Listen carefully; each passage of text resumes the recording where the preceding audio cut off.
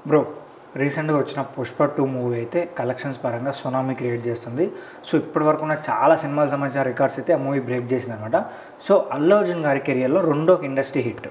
అయితే ఇప్పటి వరకు ఉన్న సినిమాస్ వచ్చిన సినిమాస్ అలాగే ఇప్పటి వరకు ఉన్న హీరోల్లో ఎక్కువ ఇండస్ట్రీ హిట్స్ ఉన్న ఎవరు, అలాగే నెంబర్ 1 హీరో ఎవరు, అటు నాన్ రాజమౌళి అవ్వచ్చు, రాజమౌళితో కలిపి కూడా.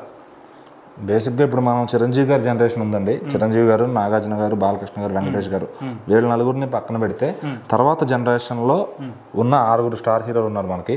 పవన్ కళ్యాణ్ గారు, రామ్ చరణ్ గారు, అలాగే అల్లు అర్జున్ గారు, ప్రభాస్ గారు, మహేష్ బాబు గారు, జూనియర్ ఎన్టీఆర్ గారు. సో వీళ్ళ 6 ఏంటంటే ఒక్క స్టాండర్డ్లో వెళ్తున్నారు.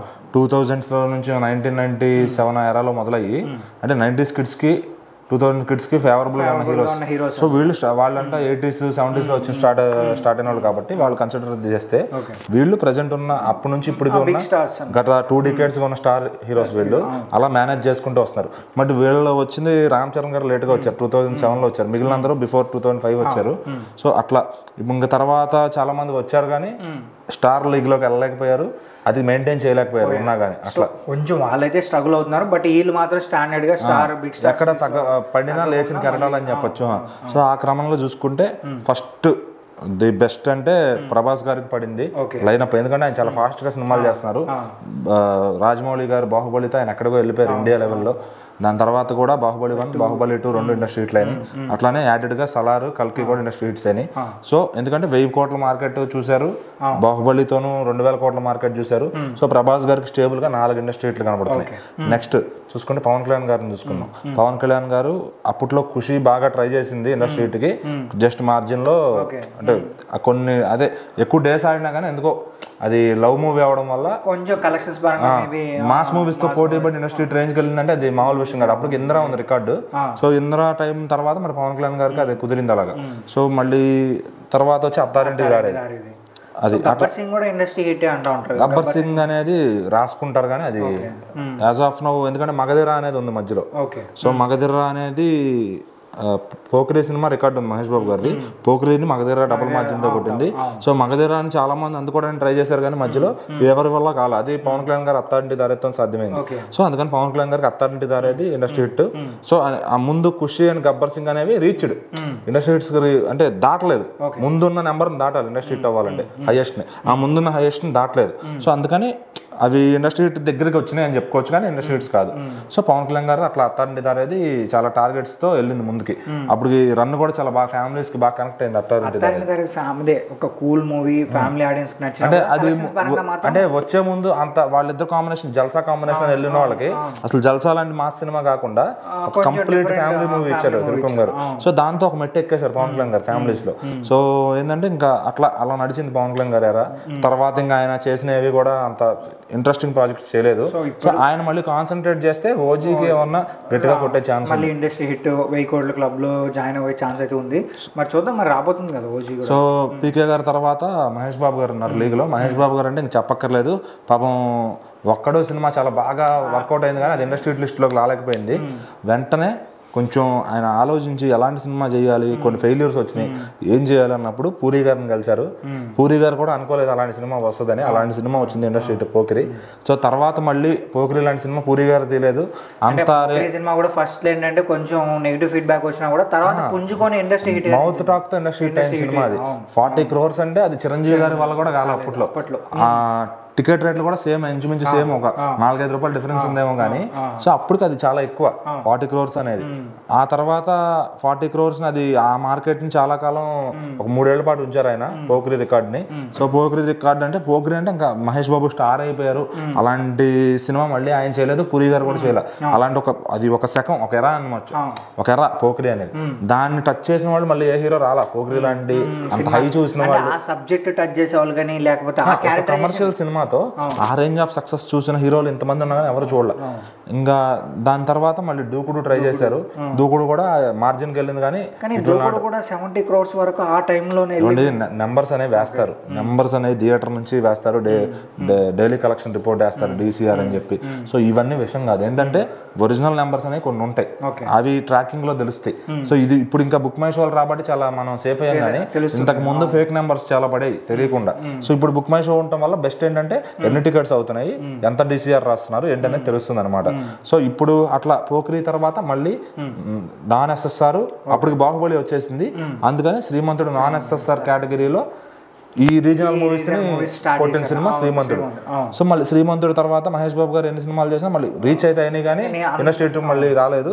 సో మళ్ళీ నాకు తెలిసి SSMB తో ఆయన 29th కొట్టబోతున్నారు. మనం ఫిక్స్ అయిపోవచ్చు, పెద్ద ఇండస్ట్రీ హిట్ కాబోతుందని ఫిక్స్ అయిపోవచ్చు.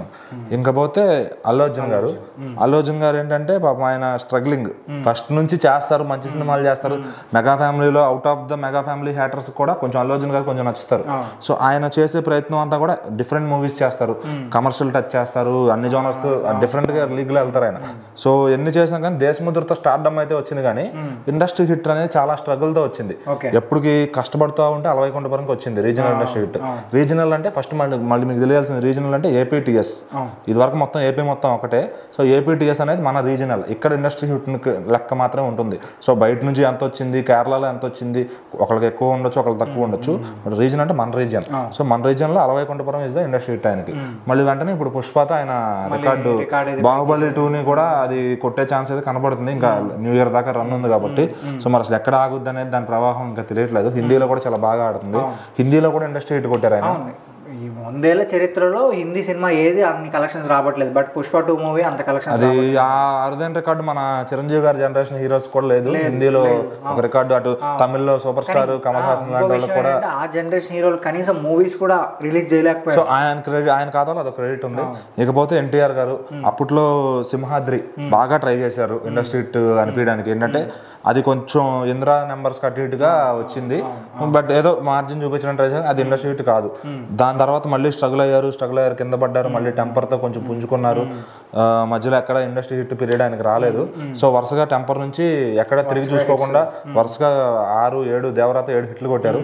మధ్యలో RRR ఇండస్ట్రీ హిట్ పడింది ఆయనకి. సో ఇంకా అది ఎన్టీఆర్ గారు ఏంటంటే పాపం ఆయన ఎంత స్ట్రగుల్ అయినా పైకి వెళ్తారు కానీ ఎక్కడో ఒక మార్జిన్ దగ్గర ఆయన ఆగిపోతున్నారు. RRR అనేది అన్ని బౌండరీస్ దాటి సర్టెన్ వరకు కలెక్షన్స్ వస్తాయి, ఆ తర్వాత మళ్ళీ కొంచెం కష్టం. RRR అనేది అన్ని బౌండరీస్ దాటి ఇండస్ట్రీ హిట్ పడింది. సో ఎన్టీఆర్ గారికి as a first industry hit గా RRR కన్సిడర్ చేయొచ్చు. బట్ ఎన్టీఆర్ గారికి ఫ్యాన్స్ ఉన్నారు, సక్సెస్ రేషియో ఉంది, అంతా బాగుంది కానీ ఎక్కడో కొద్దిగా మార్జిన్ దగ్గర ఆగిపోయారు. ఇంకపోతే రామ్ చరణ్ గారు ఏంటంటే ఈ అందరికి 7వ సినిమాకో ఎప్పటికో ఇండస్ట్రీ హిట్ లో వస్తే, పెద్ద హిట్ లో స్టార్డమ్ వస్తే, రామ్ చరణ్ గారికి 2వ సినిమాతోనే స్టార్డమ్ వచ్చింది, ఇండస్ట్రీ హిట్ వచ్చింది. సో ఇది నిజంగా ఫాస్టెస్ట్ హీరో అని చెప్పొచ్చు. అంటే లేటెస్ట్ గా వచ్చాడని చెప్పొచ్చు. రాజమౌళి గారితో మగధీర కొట్టి మొత్తం బౌండరీస్ అంతా ఎక్కడ అసలు అంటే పోకిరి అప్పటికి ఇండస్ట్రీ హిట్ అనుకున్న వాళ్ళకి పోకిరి 40 నుంచి దీన్ని 75 తీసుకొచ్చారు. అంటే డబుల్ మార్జిన్ తో ఇండస్ట్రీ హిట్ కొట్టేది ఖచ్చితంగా. సో అది కొట్టడానికి మళ్ళీ పవన్ కళ్యాణ్ గారు అత్తారింటికి దారి తీసుకురావాల్సి వచ్చింది. అప్పుడు దాకా మధ్యలో కానీ ముందు కానీ వెనక కానీ ఎటువంటిది ఎంతమంది ట్రై చేసినా మగధీర అనేది ఒక ఎరా. ఇందాక మనం పోకిరికి చెప్పుకున్నాం ఒక ఎరా అని. సో మగధీర అనేది 2009 ఆ పీరియడ్. ఆ పీరియడ్ లో ఏంటంటే ఈ టైప్ ఆఫ్ జోనర్ లో కూడా మూవీస్ తీసి మనం ఇండస్ట్రీ హిట్ కొట్టచ్చు అని చెప్పి నిరూపించారు అనమాట. సో అప్పటి వరకు అంటే వచ్చాయి కానీ ఆ టైప్ ఆఫ్ జోనర్ లో, but Magadheera is different. Magadheera అనేది ఒక ఎరా అయిపోయింది. తర్వాత మళ్ళీ ఆయన పడ్డారు, లేచారు, స్ట్రగుల్ అయ్యారు. మళ్ళీ అప్పటికి మళ్ళీ 2015 నుంచి నాన్ బాహుబలి, నాన్ రాజమౌళి అంటున్నారు కాబట్టి ఆ నాన్ బాహుబలి కేటగిరీలో Rangasthalam is the regional blockbuster. 200 కోట్ల గ్రాస్ లో చాలా ఫాస్ట్ గా కూడా ఎంటర్ అయ్యారు. ఫస్ట్ 100 crore గ్రాస్ లో ఫాస్ట్ గా ఎంటర్ అయ్యారు, ఫస్ట్ 200 crore గ్రాస్ లో ఫాస్ట్ గా ఎంటర్ అయ్యారు రామ్ చరణ్ గారు. సో ఆ విధంగా ఆయనకు ఆ 2వ ఇండస్ట్రీ హిట్ వచ్చి మనకి RRR మనం చెప్పక్కర్లా.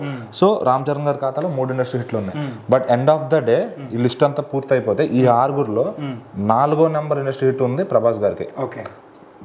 పవన్ కళ్యాణ్ గారికి 2 ఉన్నాయి, 1 ఉంది. రామ్ చరణ్ గారికి మళ్ళీ RRR సినిమా కూడా ఉంది కదా. అదే చెప్తుంది. ప్రభాస్ గారి తర్వాత రామ్ చరణ్ గారు నెంబర్ 2 ప్లేస్ లో 3 ఇండస్ట్రీ హిట్లతో ఉన్నారు. మహేష్ బాబు గారు పర్లేదు 2 కన్సిడర్ లో ఉన్నాయి.